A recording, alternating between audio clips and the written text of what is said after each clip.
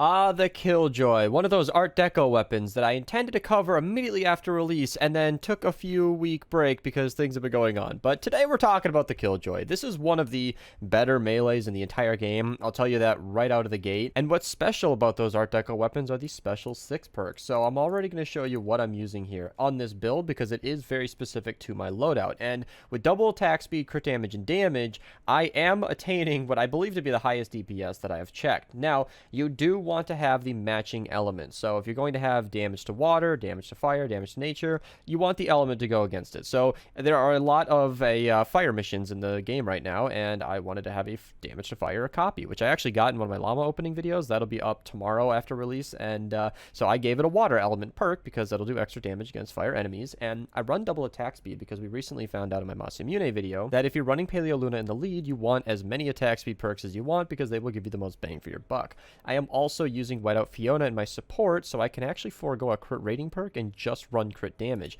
I did do the math with a crit rating crit damage double attack speed build compared to a double attack speed crit damage build, and you definitely want the damage here. It's pretty close, but I would highly recommend doing this if you want to have the absolute maximum output, but you could do double attack speed, crit damage, crit rating if you want to have a more general build and you don't want to use Whiteout Fiona in the support. And there's also a third option where this is probably the best all-around build if you're just trying to use this with any hero. You're not necessarily using Paleo Luna, you're using the other melee loadouts, or you're using some loadout that doesn't even buff your melee in general. I think the best all-around perks would be a attack speed, double crit damage with the crit damage up here, and then a crit rating perk down here.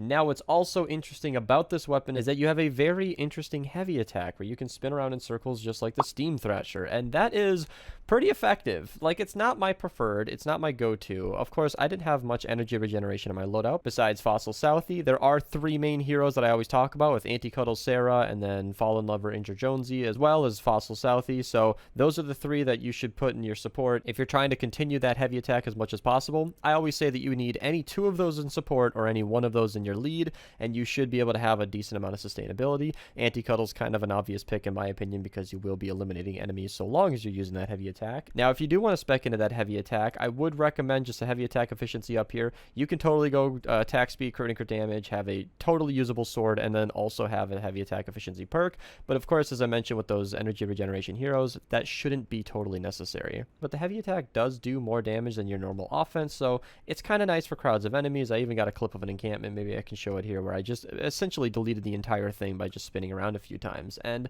that was pretty fun. That was pretty cool, and I didn't find too many instances where I ran out of energy too fast before whatever I was attacking was eliminated, nor was it really necessary to keep doing the heavy attack, as the normal swing speed is actually quite effective in the way that I ran it. So I already talked about the best perks for this thing, and I'm kind of doing things out of order today. I don't know, I just wanted to get right into the perks because that 6 perk is really, really interesting. I also do want to mention, because I know this is going to come up, the crit rating perk is not what you want to do. Anytime we ran the math for any of the ARs, it seemed to be pretty underwhelming. Any corrections or future updates will be in the comments below. I'll pin it.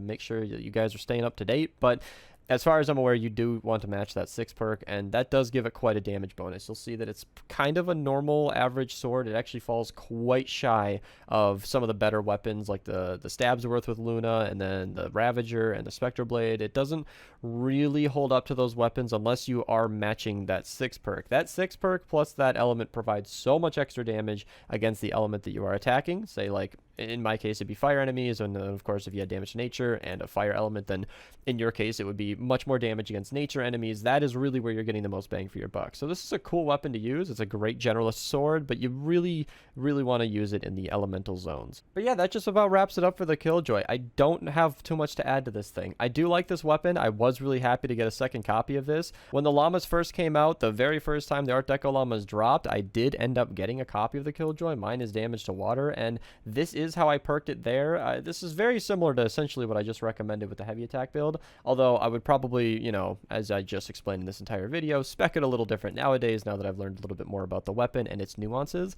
I think it's pretty cool, but personally speaking, one of the defining characteristics of the melees that I enjoy using, like the Ravager and the Spectral Blade, is the fact that you can lunge forward, because I find anytime a Smasher knocks me back or anything moves me away, I can't really get back into the fight really quickly. I have to switch back to the Baron or something, and that really matters to me in a melee, and the Ravager and the Spectral Blade lunging forward completely take care of that. So I don't know about how much I'll use it, but if I'm looking to switch things up, I'll definitely give it a go. If you guys want to support the channel, feel free to use code Mista. Seems it's been 2 weeks for me and unchecked for it, so there you go. You might have to re-enter it. If you guys want to become a channel member, you can do so. However, I will also announce at this time that I am going to begin gradually streaming on Twitch primarily. So I'm going to continue streaming on YouTube for at least a few weeks initially, but my streams are now going to be split on part 1 YouTube, and then I'll be on Twitch as well. This won't be relevant after like a month after this video is posted. I would highly recommend checking out the Twitch link below to see if I'm live, as I do plan to be streaming full-time on Twitch. And of course, as you've probably experienced in the last 5-6 minutes of your life, I'm still going to be posting videos on YouTube, so there's no worries there. Thank you guys so much for watching, and have a nice day.